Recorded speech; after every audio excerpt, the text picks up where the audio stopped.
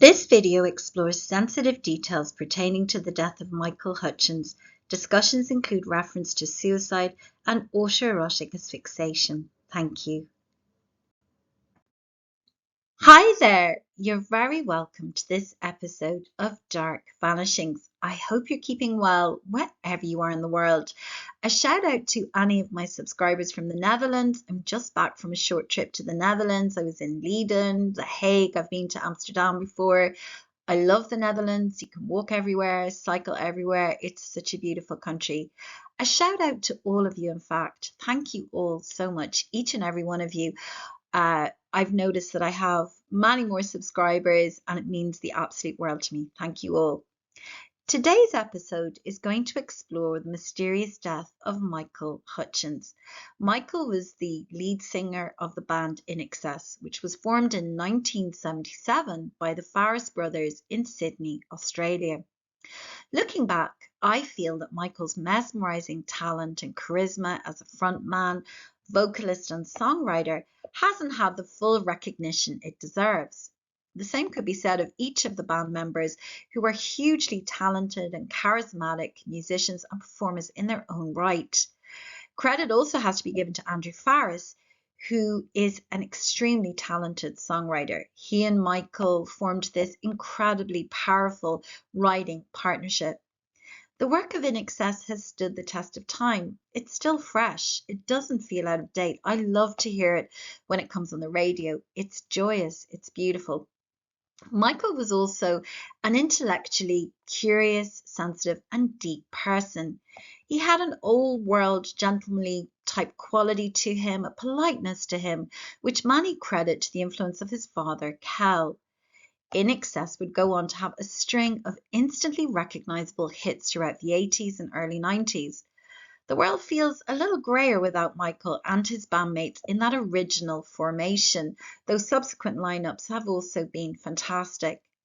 In this video, I will explore, as I mentioned, the mysterious death of Michael Hutchence, and it is truly mysterious. Did he commit suicide, or was his death accidental? I feel that there's one clue that has been largely overlooked in all the analysis of Michael's death. And I feel that this clue gives a pretty strong indication as to the nature of Michael's death. So let's get started. On November 22nd, 1997, in Sydney, Australia, Michael was found dead in the Ritz-Carlton. His body was slumped behind a door with a belt around his neck. He would be discovered in this state by a maid who was trying to enter the room to clean it. Prior to his death, Michael had experienced a turbulent period in his life, which I will discuss later in the video. On the 15th of April 1997, INXS released their 10th studio album, Elegantly Wasted, so things were beginning to look up. During 1997, the band was also on their 20th anniversary tour. Michael was back in Australia and he was about to do concerts with his bandmates. The night before he was found, he'd been doing rehearsals with his bandmates, and everybody that met him said that he was in great form. Many people who met Michael the night before he died remarked that he looked fantastic and he seemed in better form than he had in the longest of times, and as if many of the sort of turbulent experiences that he had gone through were now sort of largely behind him. Looks can be deceptive, however, because Tina, Michael's sister, would say that Michael was in fact very reluctant to go on this tour with his bandmates, but he didn't want to let his bandmates down and he was doing it for them. So I think that speaks volumes as to the kind of person Michael was. Cal, Michael's father, went out with Michael for dinner the night before Michael passed away, and he would say that he got a sense that Michael was being pulled in a lot of different directions. He was working on a solo album. His partner, Paula Yates, and their daughter, Tiger Lily, were based in London. He had been in Los Angeles just a couple of weeks prior to his death about potential film roles, even speaking to Quentin Tarantino. So one could wonder, did all of these competing pressures get to Michael, and did he potentially sort of, crack and take his own life? Elegantly Wasted received mixed reviews, with some reviewers finding the album nostalgic, harking back to a familiar INXS sound. Well, I love INXS, so that is a good thing for me. But there were also extremely positive reviews, with reviewers sort of remarking that, the album had a really quintessential INXS sound. But overall, things were looking good for Michael. With his solo album, he was a new father, potential acting roles, etc. I guess the key question is, did, this transitional period, because he was certainly at a crossroads and transitioning into fatherhood, new career opportunities, did it all get a little bit too much for him? Cal, as I said, had dinner with Michael the night before he died, and he said that Michael was initially sort of a little, wound up, but by the end of the meal, he left in great spirits. He had one final hurdle to circumvent, or to surmount, if you like, and that was a call from Paula Yates at 5 in the morning. She had to go to court to see whether she could take her children to Christmas, her children by her ex-husband, Bob Geldof, Sir Bob Geldof, who is the front man to the Boomtown Rats, and renowned for his role in Live Aid. She had to see, would she be permitted to bring those children alongside Tiger Lily to Australia for Christmas? So he was expecting that phone call, but overall, Cal felt that, he was upbeat when he left Cal that evening. By the end of his life, Michael's love life had come to overshadow his professional life, and I'm sure that Michael found that very difficult. He was a very dignified and private man. He took his music, incredibly, uh, you know, seriously. But there's no doubt that Michael dated extremely talented and beautiful women, such as, the supermodel Helena Christensen there on the left, and, pop singer and actress Kylie Minogue in the top right. And then there was also his very first serious love, Michelle Bennett, bottom right there, a film and video producer, beautiful, talented woman again. In fact, it would be Michelle that he would turn to. Before he died, because he would take that phone call from Paula Yates, and he would discover that the court, in fact, ruled that she could not travel with her children at that particular juncture to Australia, with her children from Bob Geldof, and also, that in turn would affect her ability to travel with the child she shared with Michael, Tiger Lily, because, it's very hard to leave children at Christmas. I think Paula has had a lot of criticism, and certainly Tina has mentioned, why did Paula not go just with Tiger Lily? But it's very hard to leave small children as a mother at Christmas. So I don't think that it's quite so cut and dry. And I think that there are other reasons why Paula found it difficult to leave the children at that particular juncture, which I will explore shortly. But if Michael thought that the press interest in his love life was maybe intrusive, a little bit excessive, it was certainly never negative or rabid until he met Paula Yates. He then had to run the gauntlet of the British tabloid press, and they're, probably the most vicious of all tabloid presses around the world. Paula was vilified for leaving Bob, who was considered a national hero in the UK, around the world for his work in Live Aid, etc. But Paula had been with Bob since she was 17 years old. They were together for nearly 18, 19 years. I mean, were any of these journalists still with the same partner that they were with age 17? Paula was a young mother. Relationships can grow apart. Why was she singled out for that? It was disgusting. And this couple were literally pushed to the brink by the British tabloid media. In fact, they would bump into Princess Diana, who would say that, when Paula was on the front cover, she at least knew that, she wasn't in for it that day. That's no way for anybody to live. It was unethical. I think the British tabloid press crossed the line. And we know that, the British tabloid press were resorting to some pretty unethical practices at that point to get stories. And journalists would start to be called to account for phone hacking, for example. And here you see there's a piece by CNN, which is a timeline of the phone hacking scandal in the UK. And on the right there, you can see information about the Levinson inquiry in 2011, which explored the tactics being used by the British tabloid media in particular. And it's possible that Michael and Paula would have ended up testifying at that inquiry. Something also to point out is that Tina Hutchinson has said at various points that she thought that Paula was tipping off the press. And even some of Paula's closest friends thought, could she be tipping off the press? Because they would turn up everywhere that Paula and Michael were.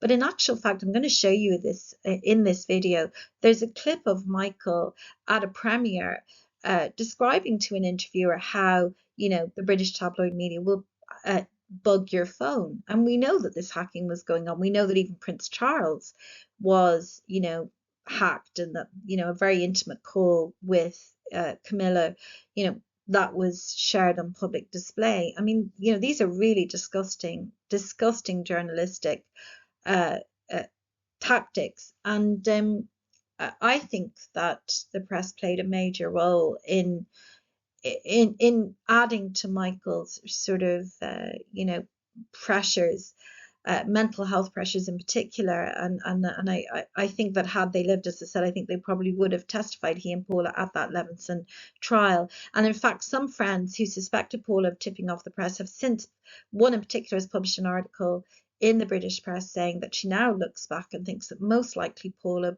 phone was hacked. And in fact, as I said, I have a video clip of Michael referring to these phone hacking tactics. I think there's been a lot of unkindness in the coverage of Michael's death. There was a lot of unkindness in the coverage of Michael's relationships, particularly in relation to Paula Yates. What did he see in her in comparison to, say, the supermodel Helena Christensen? And in fact, there were actually magazines who, one in particular that, had a headline like, "Would you leave a supermodel for Paula Yates?" Well, I actually think Paula Yates is an incredibly slim and attractive woman. She had a wonderful sense of humor, a wonderful sense of whimsy. She had built a very successful career in the UK. She had been on the Tube, which is a seminal music program. And you can see her on the left there interviewing Michael on the Tube. I've put the link there. It's a really renowned sort of interview, the chemistry between the two of them. And on the right there, she was on the Big Breakfast Show, which was this sort of anarchic breakfast show which turned all the rules of breakfast television on its head. And she was a force, and I think there's been a lot of unkind press about, like, what could he possibly see in her, just because she was in her 30s and had children, and just really horrible stuff. And I certainly in this video will not be resorting to that kind of cruel commentary that we have seen in some of the coverage of Michael and Paula when they were alive, and also since their deaths. Paula enjoyed writing, and she published books, all kinds of books. She published books on parenting. She was almost ahead of her time in terms of sort of celebrity books on parenting. And she published a book about blondes. She loved to dye her hair blonde, and it's full of details about, famous Hollywood blondes like Mae West, etc. And her autobiography is a great read. And in it, she also talks about, how much she loved Michael. And then a book she's really famous for is Rock Stars in Their Underpants. It's an incredibly whimsical, classic Paula. She was a very intelligent, inventive woman, and she has all the great rock stars in their underpants. It's a hilariously funny book. I actually have that book, and it's become something of a collector's item. So, this thing with, why would Michael be interested in Paula? She was fun, she was intelligent. She led a very interesting life. I don't see why it's so hard to understand what he liked about her. And I think it's, again, another very cruel and dismissive kind of line of press coverage. What could Michael possibly see in her? And really horrible press coverage. A particularly malicious sort of line of press coverage in relation to Paula was that somehow it sort of intimated or suggested that, she led Michael astray, But Paula, in fact, was teetotal for most of her life. In her autobiography, she discusses how she had experimented with heroin when she was 13 or 14.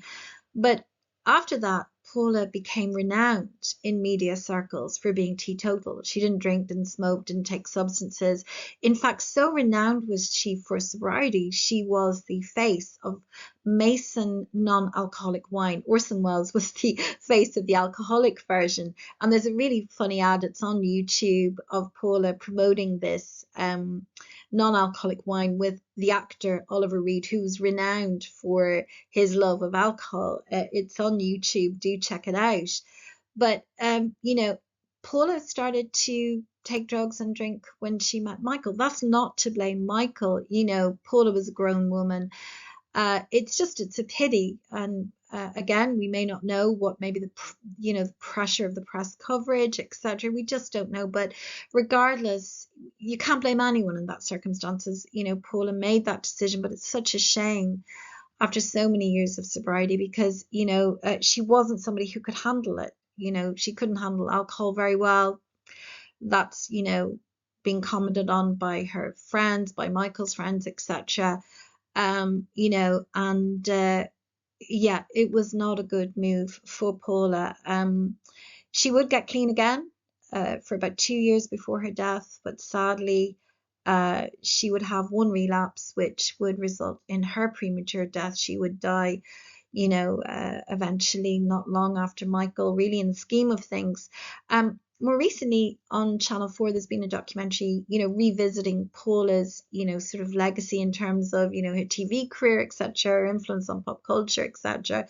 Andy Warhol wrote to her actually when she published the book Rock Stars in Their Underpants. So, the only thing that I can say in relation to this is it's just very, very sad to see two people who were intelligent, creative, who loved each other, wanted to be together, just sort of, torn apart by this sort of vicious tabloid press.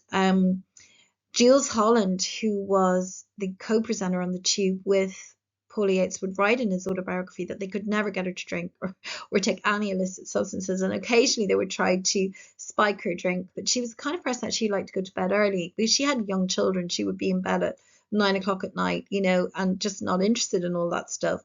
And Midge Ure, the lead singer of Ultravox, he would also comment in his autobiography that he was shocked to discover that Paula had started taking drugs and drink. He had just never known her. He'd known her for many years to do this. So it is a real shame. I personally feel that eventually Michael and Paula would have got through this. They would have cleaned up their act. A lot of celebrities during that period ended up going into rehab and cleaning up, etc. And I think they would have come out the other end of this, but for this unfortunate tragedy that took place, in the Ritz-Carlton Hotel. More recently on Channel 4, there's been a documentary just revisiting Paula's legacy in terms of, her impact on the media world in the UK. She was, as I said, involved in many seminal shows, her impact on pop culture. She was a really interesting person. She had a real sense of brand awareness at a time when many celebrities didn't. She had lingerie, she had a perfume, she was advertising non-alcoholic wine. So she was a real force, a really interesting person as well. So getting back to the day that Michael died and in the subsequent days, if you like, that followed, Derek Ham, the New South Wales coroner, would rule that looking at all the circumstances as a whole, it would appear that Michael had committed suicide. He had been very stressed. Early that morning, he had been heard arguing with Bob Geldof on the phone. A woman in the room adjacent to his heard them arguing. He was devastated that Paula and the kids couldn't travel out to Australia, and for this reason he had ended his life. So was Michael's death a suicide, and if so, what were the driving factors? So let's look first at the idea of suicide. Did Michael commit suicide? Well, since Michael's death, there's a lot of material out there to draw upon to start this sort of analysis, if you like. Paula gave an interview. She felt that Michael had died from autoerotic asphyxiation, that he would not die, naked. He was a very dignified man. He would have left a note. He loved his child, etc. Bob Geldof has also given an interview, and by the way, in that interview, he describes Paula, and I quote, as beauty, light, and grace. So I think sometimes Paula has come in from a lot of pretty vicious press when there are, a lot of people, including her ex-husband, who was brokenhearted by her departure, who speaks very highly of her. He feels that both Paula and Michael's death, they were accidents. Paula's accidental overdose, and Michael's some sort of accident as well. The band members have been interviewed, and Tim Farriss, for example, says, the mix of Prozac and alcohol, he believed that was, very damaging or detrimental. And then there is, all of these are on YouTube, by the way. The Last Rock Star Part 1 and Part 2, which is really interesting, and that seems to come down on the side of suicide because there was some very dark sort of lyrics left by Michael's bedside, and that this indicated a very sort of fraught state of mind. There are also a lot of books out there. There's a book by Belinda Bruin, who was a close friend of Paula Yates. I mean, she really calls out the press and the damage that the press did to Michael and Paula and how that affected, their mental health. And then there's a book by Jerry Agar, who's supposed to be a friend of Paula's, and she reveals a lot of personal details about Paula. I mean, it's, with friends like that, I don't know who needs enemies, but she, she kind of captures that, they were under a lot of pressure from the press, but also there were struggles within the relationship. Michael wasn't always, renowned for being the most faithful guy, and and that could cause some tension, etc. There have also been a lot of books about Michael as well. There's one by Tina, his sister. There's one by Tina and his mother. There's one by his brother, Rhett. There's the official INXS biography, etc. And I've read them all actually because I love INXS and I love Michael. He was a really mesmerizing performance and a performer and a nice person. And yes, he and Paula maybe lost their way for a few years there. They were under intense pressure with, the divorce proceedings and tabloid scrutiny, etc. But, um, I don't know how many of us would withstand that. He was contending and she was contending with a lot. But something that does emerge is that, Tina and Michael's mother very much felt that Paula was a driving force, in terms of Michael having most likely committed suicide, that just the pressure of the divorce and, living in London, etc. And that, in fact, Michael's mother believed that had he never met Paula, he would still be alive. And I get that. I don't mean to sound down on Tina and Michael's mother. I can't even imagine what, the heartbreak is of losing your brother, losing your son. But, and I know Michael's mother has since passed away, etc. But at the same time, I think that if he did commit suicide, I think there are other factors at play. It just can't be placed at the foot of one person. When you're, a pop star, there are many other factors, and Michael was going through many transitions at that time, not just related to his relationship.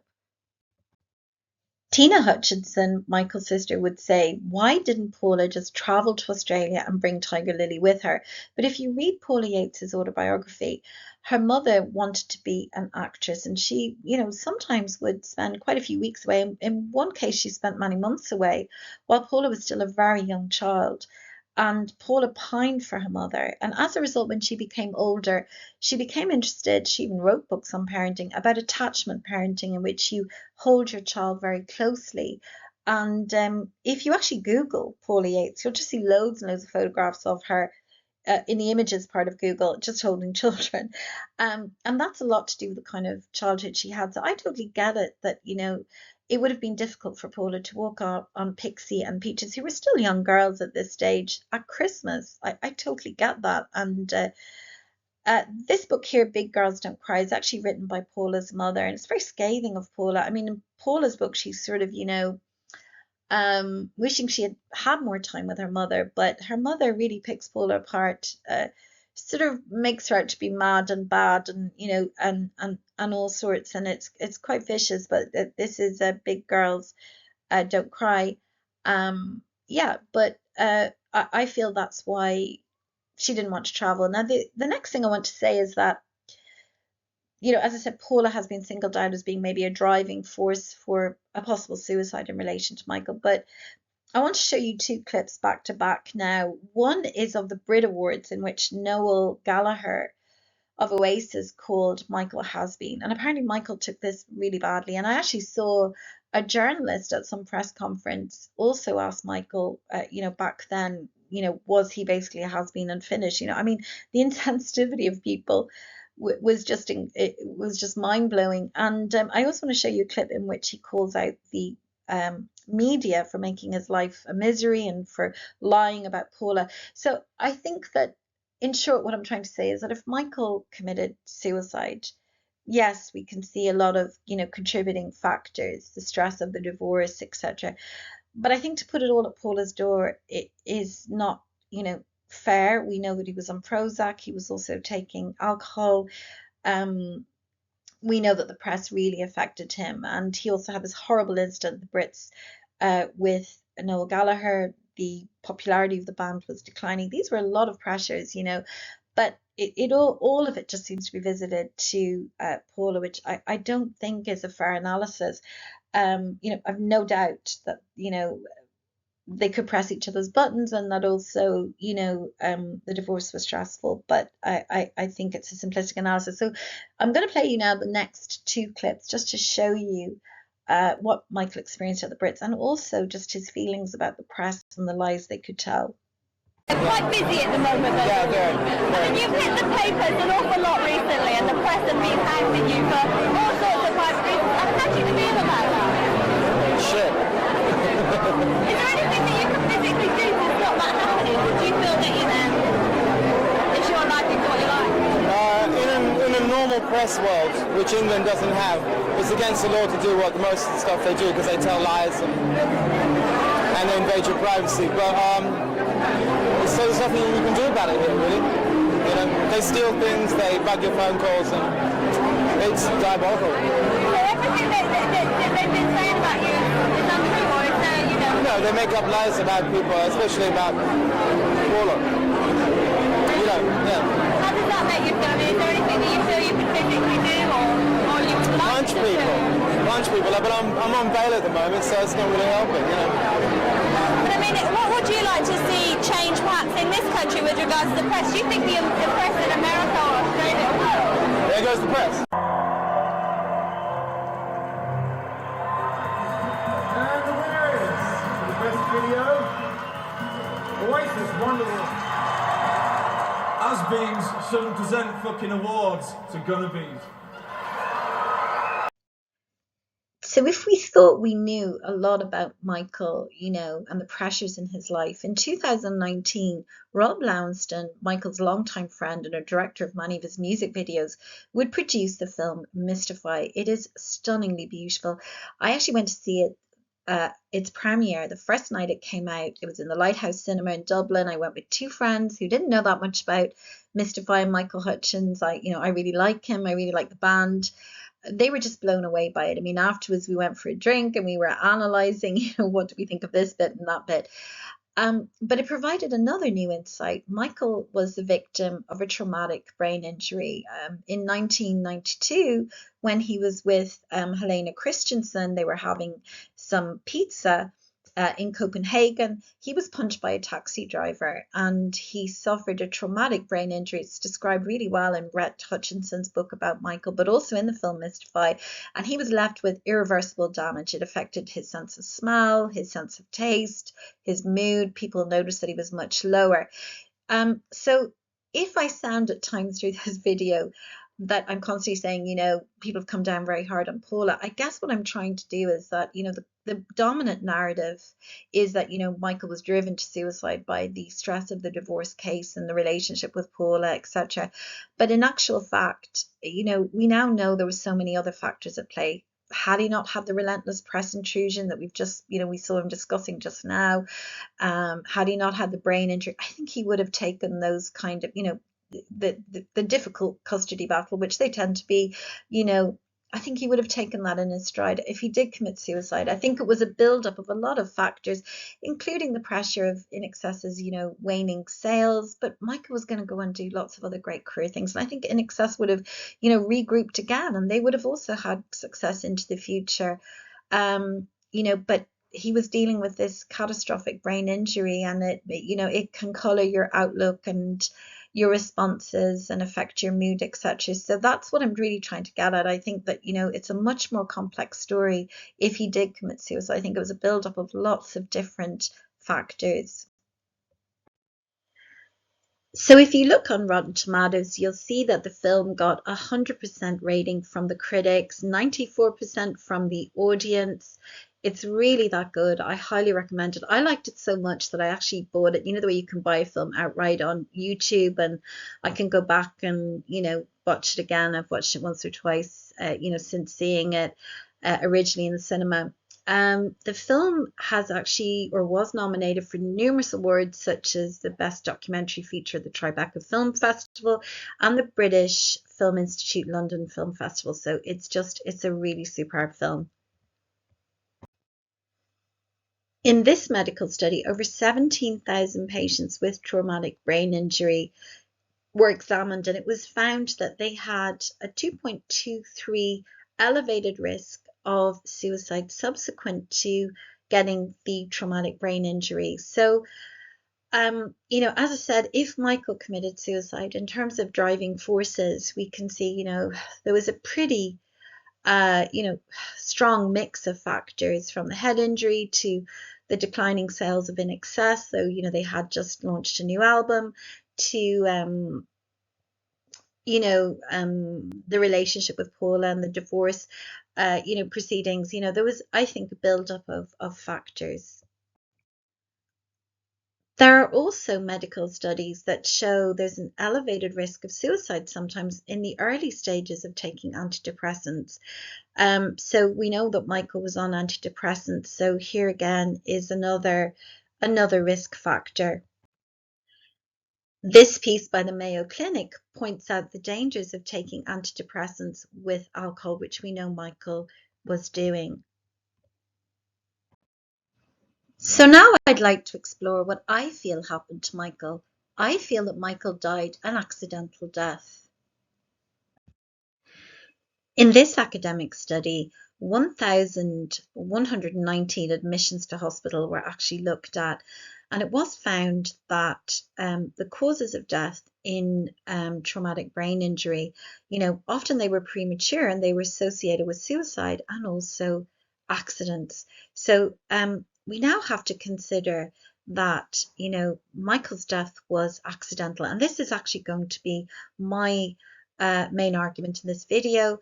I personally feel, whilst, I've just demonstrated in the interest of objectivity that there are many factors that could have contributed to a suicidal death with Michael, I actually think that the evidence points more to an accidental death. And, this is also common after traumatic brain injury. There's a really good documentary called INXS, The Last Hours of Michael Hutchence. It's on YouTube, freely available. It just has a little nugget, a little clue of information that I think hasn't been looked at in other documentaries. And it's not even really brought to the fore very much in this documentary, but to me, I think it has a great deal of significance in terms of analysing Michael's death. So the documentary features Richard Shepherd, who is a renowned UK pathologist. He's been involved in lots of cases. He lectures in universities. He's an author. And he has some really interesting insights. But in the documentary, we actually get the insight of Derek Hand, the coroner. And he refutes the sort of autoerotic asphyxiation theory, that the death was accidental. So I'm just going to play that clip for you now, and then I'll come back and comment after it. In keeping with his rock and roll lifestyle and sex god status, the media frenzy around Hutchence' death chose to report that he had accidentally killed himself in a sex game gone wrong, autoerotic asphyxiation. And some of the evidence seems to support this. Perhaps the most obvious thing to consider in this death is the fact that Michael is naked. It could simply be that he was just about to have a bath and there was water in the bathtub waiting. Or it could be that the hanging had a sexual component to it. I've had the odd case over the years, and in autoeroticism you find evidence of semen and so forth because the hanging occurs when they're in the throes of orgasm. When trying to make a distinction between a suicidal hanging and an autoerotic hanging, the presence of semen in the genital region is often quoted. In fact, about 50 to 60% of men will leak semen as a normal post-mortem process. And so the presence of semen in the genital area is not a marker of an autoerotic hanging. And the hard leather belt Hutchence used to hang himself also challenges the sex game gone wrong theory. I'm sure that in autoeroticism, it seems to me reasonable to suggest that you would put something around your neck not to show any marks and make sure that you didn't do yourself any harm. So we see that Derek Hand says, that it's quite unusual to have autoerotic asphyxiation with a leather belt. And in a subsequent clip that I'm going to show you, one of the world's leading experts about autoerotic asphyxiation, he says that normally, quite elaborate, apparatus can be developed by the person who engages in this activity to apply pressure, etc. But Michael was a pop star, and if he did engage in this, you can't sort of cart this stuff around the world. And in spite of what Derek Hand asserts about, that Michael wouldn't have used a leather belt, there are actually cases in the literature of deaths due to autoerotic asphyxiation with the use of a leather belt. Here's one, for example. And something else that I want to say as well is that I think it's interesting what Richard Shepherd says there, about the running of the bath. To my mind, it looked as if Michael was preparing for Michelle's visit. He was going to have a bath, he was going to freshen up. I think that this was an impulsive sexual act that he decided to engage in. I'm not sure that he would have ran a bath if he was about to kill himself. I know people might say that it was very sudden, but to me, this points more towards, him getting ready to see her. And I think that the leather belt can also be used for erotic asphyxiation. There's a case report here, and I found many case reports in the medical literature where this is the case. Here's another study in the academic literature where somebody, engaged in this activity by using a leather belt. I think that it's not uncommon to use a leather belt. So that, to me, I just think that, the definitive kind of verdict that Derek Hand did produce. I mean, even just the assertion about the leather belt in itself could be challenged that he makes. So to me, I think it would have been better to have had an inconclusive, that they couldn't fully decide one way or another, because I think, as much as there are circumstances that could have led up to a suicide and the traumatic brain injury, there's equally as many that, support the accidental death by autoerotic asphyxiation. I would nearly argue that there, are more, pointing towards more factors pointing towards the accidental death. Naked suicide is also in the medical literature. It's described as being, a rare occurrence to such a point that if it's discovered, homicide has to be ruled out. And I don't believe that this is a homicide, but I'm just making the point that naked suicide is very rare. And we do know that Michael was a very dignified and private person. So a lot of people have commented on, why would Michael engage in a masturbatory ritual at that really stressful moment of his life? Well, I actually think it makes a lot of sense because this is the Cleveland Clinic, and they describe the benefits of masturbation as reducing stress, relieving tension, increasing mood, reducing anxiety and depression. Michelle Bennett was coming over to visit him. He had run a bath. To me, it looks like he was preparing to meet Michelle, and he was calming himself down. He was, soothing himself, if you like. And I think the bath being run at the same time, I think it ties in with that. Would you run a bath as you were just about to hang yourself? You could argue that maybe this came over him very suddenly.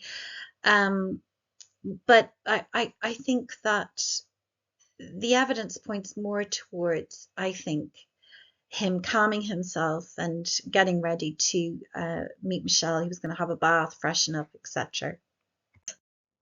In this medical study, Dr. Stephen Huxler explores the deaths in 118 cases of autoerotic asphyxia. Common features of these deaths were 1, the nudity of the body, 2, evidence of maybe pornographic material, and 3, the absence of a suicide note. So we know that Michael was nude, and he also didn't leave a suicide note. In a documentary exploring Michael's death, Stephen indicates that he feels that Michael's nudity is a key indicator of possible autoerotic asphyxiation. The pathologist said there was no strong evidence of autoerotic asphyxiation.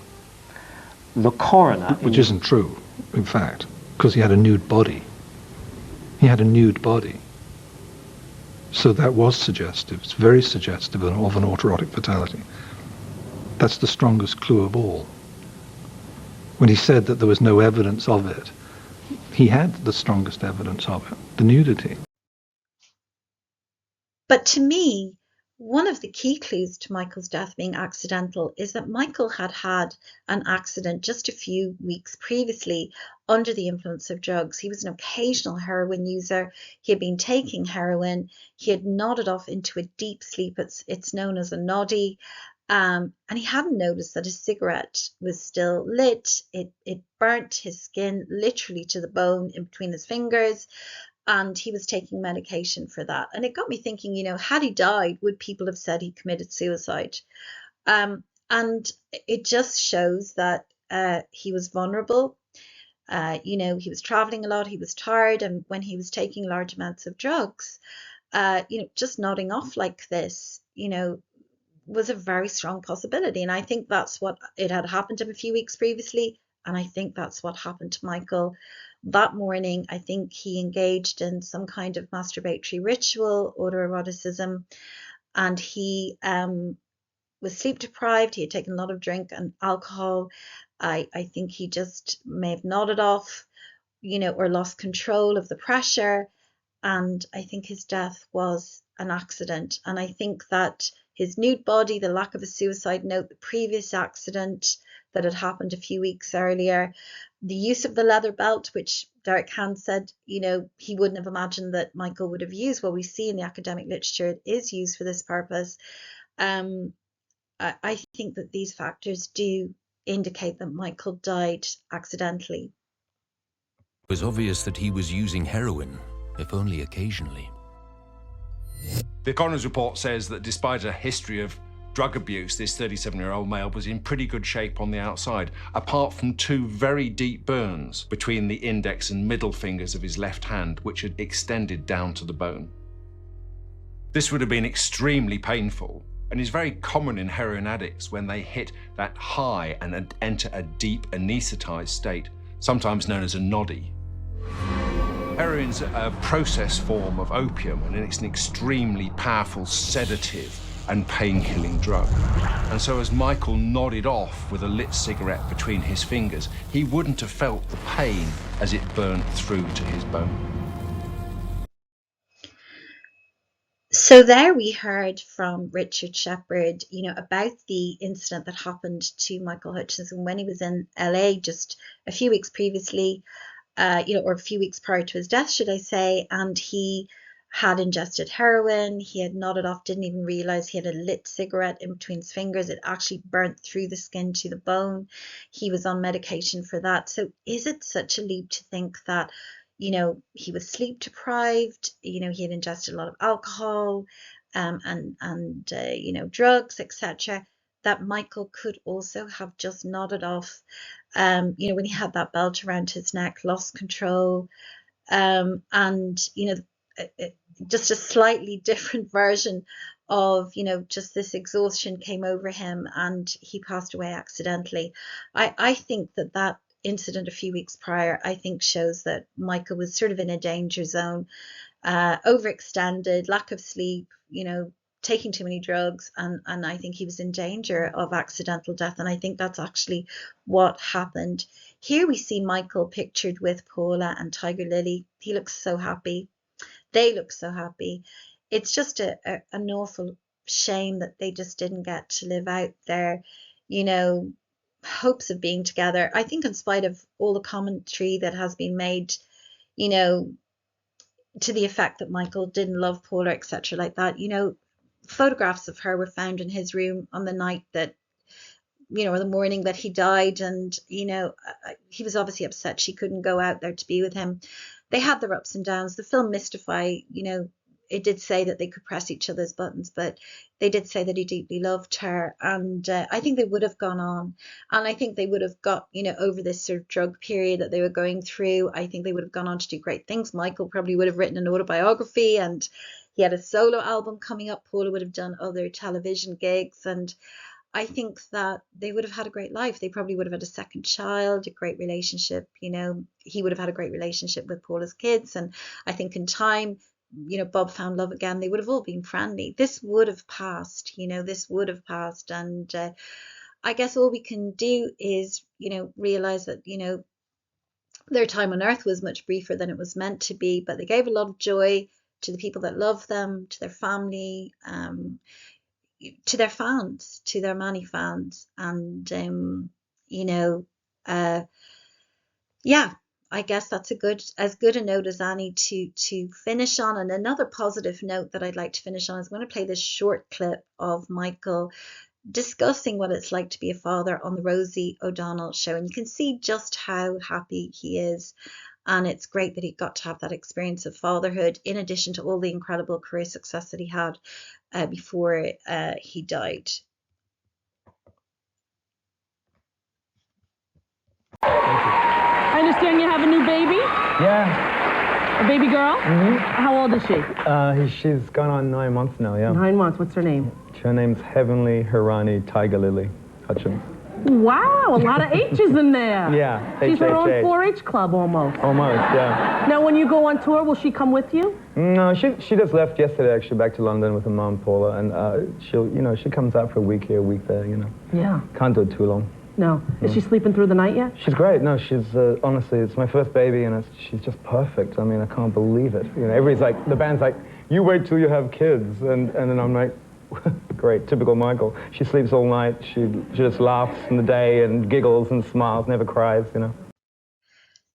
So I'd just like to say thank you for watching. Thanks for all your support. Please do like, comment, or subscribe. Every like, every comment, every new subscriber means the absolute world to me. I'll see you in the next episode of Dark Vanishings. Do take care, and all the very best.